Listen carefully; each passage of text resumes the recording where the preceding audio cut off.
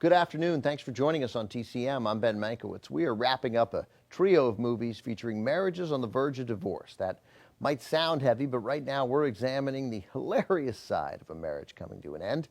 Up next, a comedy that covers those sides from all angles. From 1949, Katharine Hepburn and Spencer Tracy star in Adam's Rib. Hepburn plays a defense lawyer who decides to represent a woman on trial for attempting to murder her philandering husband. Needless to say, that couple, played by Judy Holliday and Tom Ewell, is going to need some serious counseling. And Hepburn has a husband of her own to think about. He happens to be the district attorney prosecuting the case, played by Spencer Tracy, naturally. And so the battle of the sexes begins as the spouses square off against each other in the courtroom and eventually in their own home. The screenwriters were a couple as well, the husband and wife team of Garson Kanin and Ruth Gordon. They collaborated as writers on several films and were married for more than 4 decades.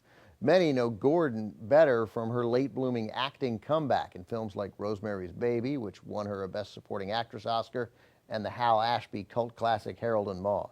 This was Tom Ewell's first major film role. It would not be the last time, though, he played a husband who gets himself into trouble thanks to his overcharged libido.